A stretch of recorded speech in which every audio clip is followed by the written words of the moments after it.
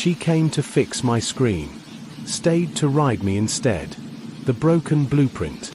The holographic drafting table flickered once, twice, then died completely, taking Lena Voss's entire presentation for Monday's client meeting with it. She dropped her head into her hands and groaned. 28 years old, a rising architectural star with her own studio, and she couldn't keep one piece of technology working for more than 3 weeks. Of course, she muttered to the empty apartment, her voice echoing off the floor-to-ceiling windows that overlooked the glittering sprawl of Neo-Seattle. Of course it breaks at 11 on a Thursday night. Her phone chimed, building management responding to her emergency repair request. She expected the usual gruff overnight tech, someone who'd grunt through the fix and leave a bill. What she didn't expect was the man who knocked softly on her door 15 minutes later. Cale Renner stood in the hallway with a sleek repair kit, and Lena's breath caught. His skin had an unusual pearl-silver quality that seemed to catch and reflect the light, giving him an almost ethereal appearance. Dark hair fell across eyes that shifted between grey and something deeper, like storm clouds at dusk. He wore the standard building tech uniform, but somehow it looked tailored to his lean frame. "Ms. Voss, I'm here about your drafting table." His voice was low and smooth, with an accent she couldn't quite place. "Yes, please."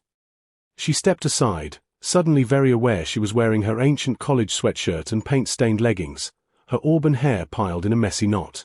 "It just died. I have everything backed up, but I need it working for a presentation." Cale moved to the table with practiced ease, setting down his kit and running his hands over the surface.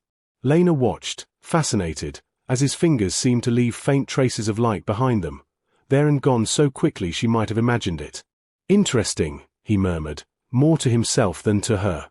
His hands moved with precise confidence, and within minutes the holographic display hummed back to life. "There. Should be stable now." But instead of packing his tools, Cale stayed, his fingers still resting on the edge of her desk. "Circuits and desire. You're here every night," Cale said softly, not looking at her.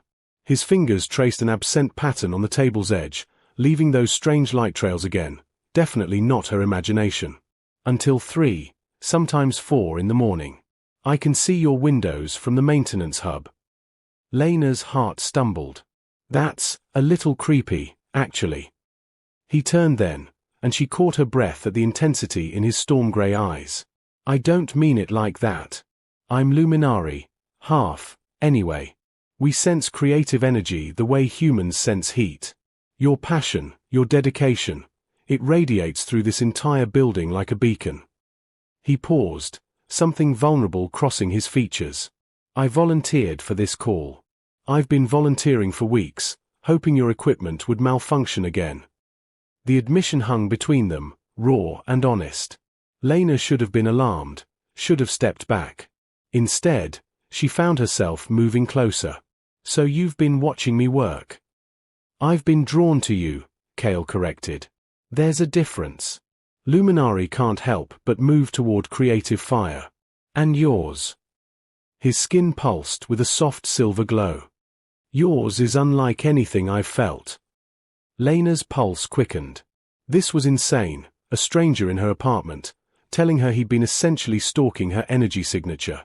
But the way he looked at her, like she was something precious and rare, made her feel seen in a way she hadn't experienced in years of lonely nights at this desk. "I come back tomorrow," she heard herself say, "to check the repair." A slow smile curved Cale's lips. "Professional follow-up. Standard protocol." "Of course." She smiled back, feeling the electricity between them. He gathered his tools slowly, reluctantly, pausing at the door. "Lena, I've fixed 1,000 systems in this building. None of them ever called to me the way you do."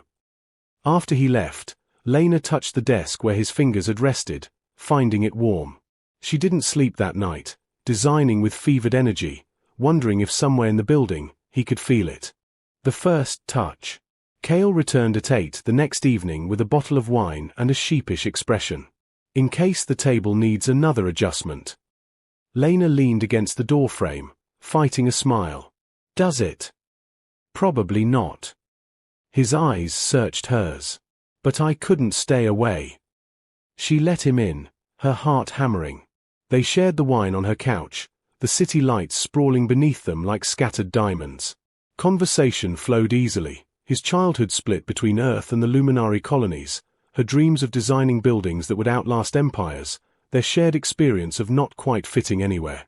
"Show me," Lena said suddenly, wine-bowled and curious. "The light thing. Really show me." Cale set down his glass. "It's tied to emotion. When Luminari feels something intensely, we can't always control it. I want to see." He stood, offering his hand. When she took it, his skin brightened perceptibly, silver light blooming across his palm and wrist. She gasped softly at the warmth of it, at the way the glow pulsed gently like a heartbeat. "It's beautiful," she whispered. Cale pulled her closer, his other hand coming up to cup her face. Where his fingers touched her cheek, she felt a gentle tingle, and when she glanced at her reflection in the dark window, she saw faint silver tracings on her skin, delicate as frost patterns.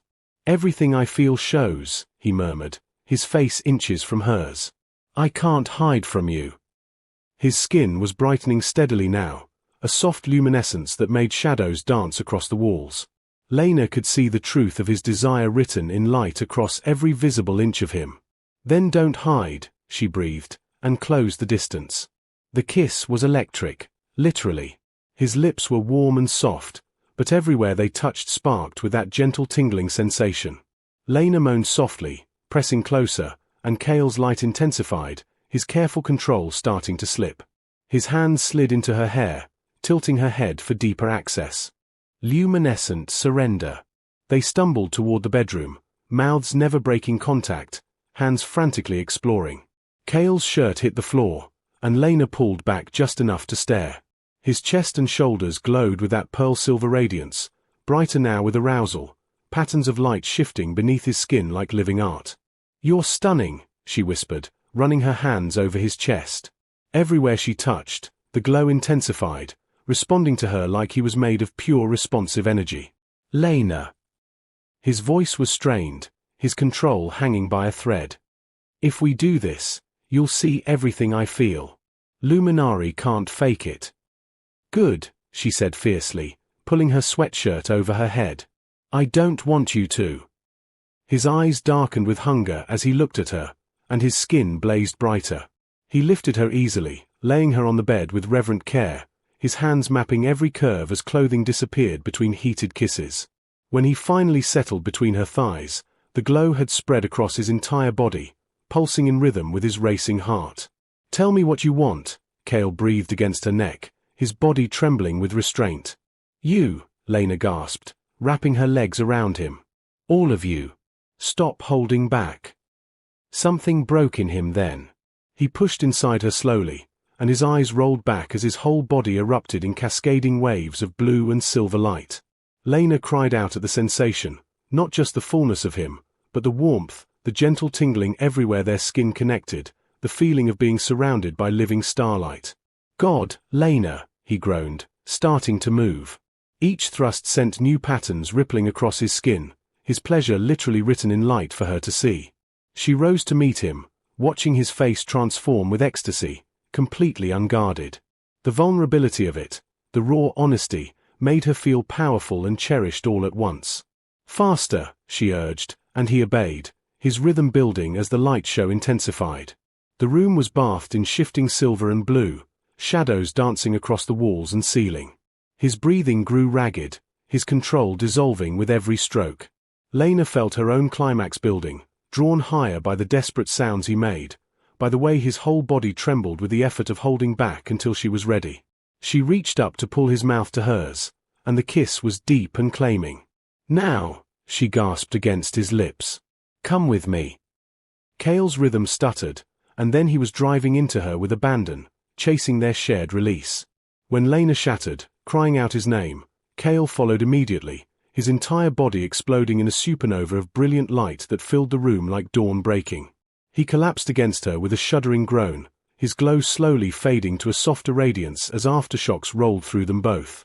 Permanent installation. Morning light filtered through the windows, gentler than the luminescent storm of the night before. Lena woke wrapped in Cale's arms, his skin still carrying a faint pearl shimmer even in rest.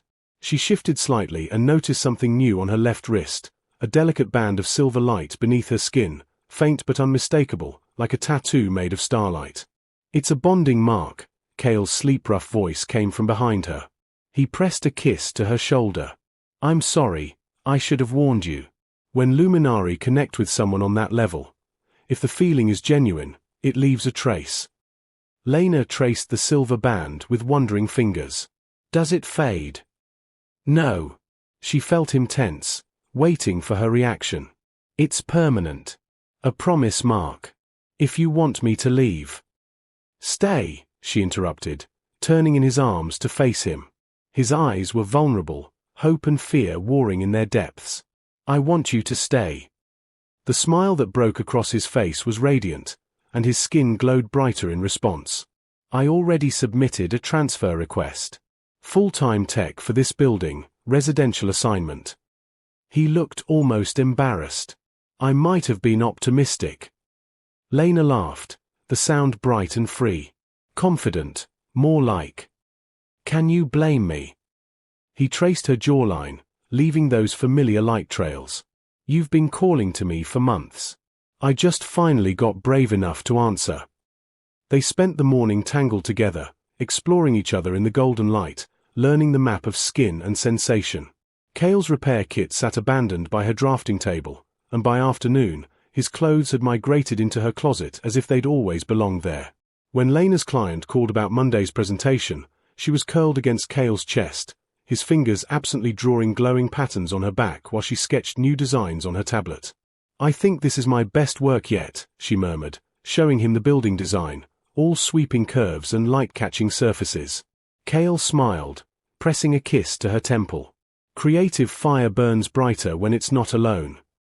That evening, another resident's maintenance request came through to Cale's device. He glanced at it and declined, sending an automated response. "Technician Renner has accepted a permanent assignment. Please contact Central Dispatch for reassignment." "Won't you get in trouble?" Lena asked, though she was already pulling him back down to the couch. "Worth it," he murmured against her lips, his skin beginning to glow again. "I found exactly where I'm supposed to be." The silver band on Lena's wrist pulsed softly in agreement, a permanent reminder that sometimes the best connections happen when you stop trying to fix everything alone and let someone else see all your broken, beautiful pieces. Outside, Neo-Seattle glittered in the twilight, but inside apartment 42B, two souls had finally found their home in each other. No repair necessary, just perfect as they were. The end.